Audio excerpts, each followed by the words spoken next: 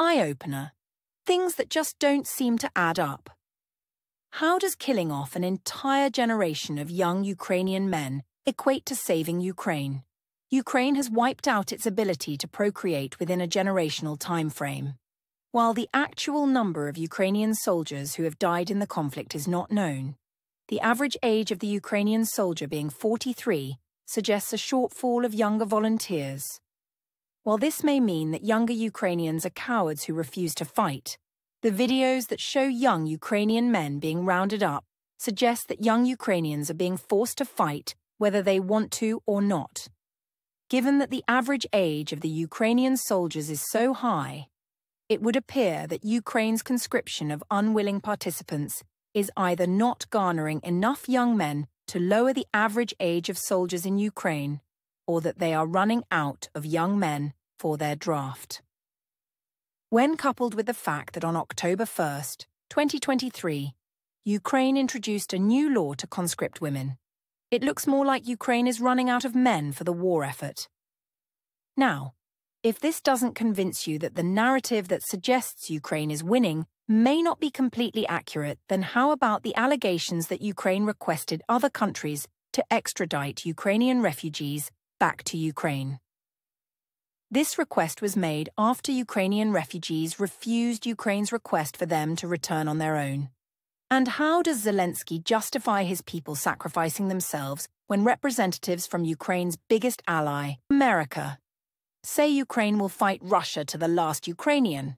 That sounds more like a prediction than a rally cry. What if Lindsey Graham stood before his soldiers and used the following as his battle cry?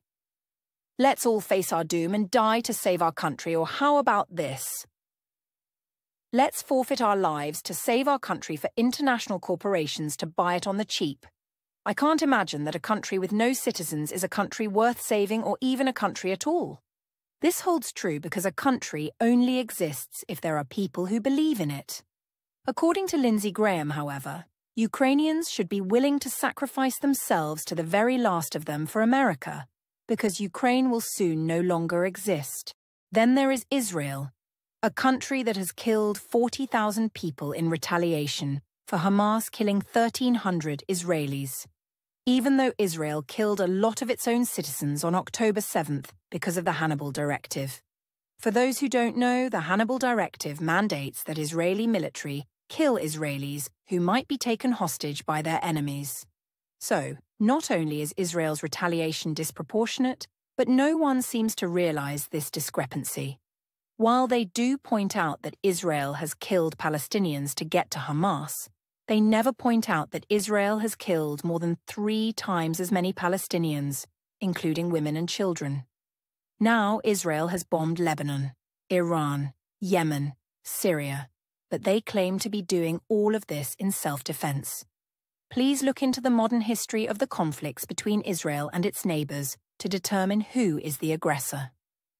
Also, look into the USS Liberty, an American Navy ship that Israel attacked under a false flag operation to draw America into their war. Then look into the fact that the Israeli economy is better than the American economy, and the fact that Israel provides universal healthcare for its people, while America lets more of its people go homeless and suffer from chronic illnesses that result from over-processed food that lacks nourishment. This should provide insight into how American leaders truly feel about those they promise to serve. Moving on. As far as things that don't add up, let's consider inflation and scarcity in America. Inflation is caused primarily by an overabundance of currency circulating through an economy. In the past few years in America, the inflation experienced has been due to the $5 trillion that was printed during the COVID pandemic. If that money had been distributed judiciously and equitably, the cost increases that hit America in the past couple years would not have been so dramatic. Every American would have more money, so inflation would have impacted every American equally. Giving $2 trillion, at most, to the masses and $3 trillion to a small minority, however, caused inflation to hit the middle class and the poor much more drastically. I've shown how this imbalance played out, and how it caused problems for so many in other posts, so there is no need to discuss that aspect of inflation here. Instead, I will point out how scarcity can also cause inflation. Basically, it comes down to the law of supply and demand. If you have an excess of a product or service, the demand is not as high. As an example, consider the price of a giant flat-screen television.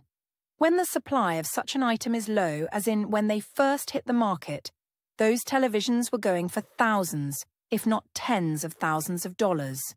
Now you can buy a pretty big one for under $1,000. The limited quantity causes the price to go up. This is what has impacted almost everything in America's economy.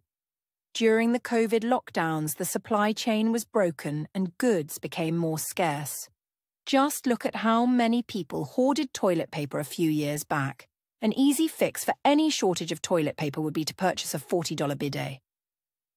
Even if the power goes out, there's a way to get that fresh, clean feeling down there with a bidet, but that's a totally different post. The point here is that just the perception of not being able to get toilet paper made people buy it in excess. So much so that retailers had to limit the number of rolls of toilet paper one could purchase. This created a scarcity that also contributed to the price of toilet paper and almost everything being inflated.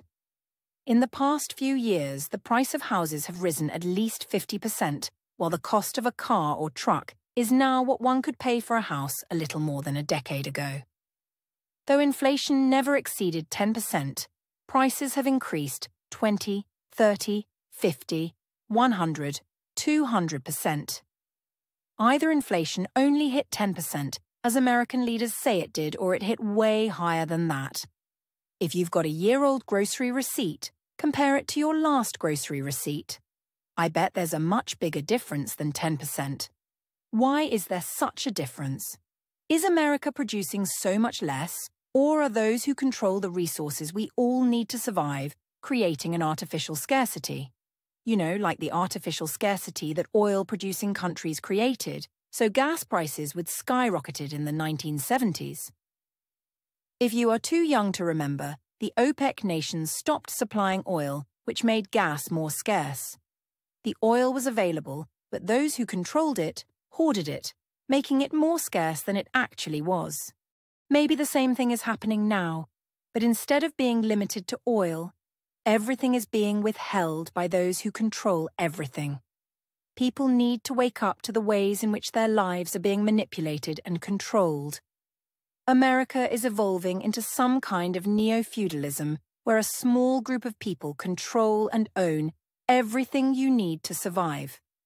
Maybe this is what people like Klaus Schwab of the World Economic Forum mean when they say you will own nothing and be happy. Look it up. This is one of their slogans, and notice how they say, you will own nothing, not we will own nothing. Chris Osman has been warning about such things and wrote a book on how to decipher what their words actually mean and how to compare what they say to the real world in which you and your loved ones live. In 2018, Chris Osman wrote a book highlighting the problems humanity would face if more power, wealth, and control were funneled to a small cohort of individuals, groups, or organizations. In that book, Mr. Osman provided solutions, from himself and others, to the inevitable problems we would all face. In it, he also provided a means for the public to analyze, compare, and contrast the words and deeds of those we've chosen to follow against our real-world experiences. To this end, Mr. Osman provides the means for readers to disseminate information as provided by their news sources of choice, their elected officials, and any other authority they choose to follow. The book, titled Solutions, Enough Complaining, Let's Fix America, offers a means to hold leaders up to not just a higher standard than is currently accepted, but one that will improve lives. Make things add up. Click the link below and get your copy today.